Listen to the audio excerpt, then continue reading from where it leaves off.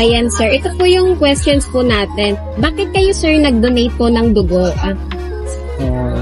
Voluntary sa akin, sa amin, para sa isang paraan ng pagtulong na rin sa kapwa namin. Bakit po kayo nakapag-donate po ng dugo? Makatulong naman sa mga nangailangan. Hindi naman sir masakit. Ayan ma'am, bakit po importante ang pag-donate ng dugo?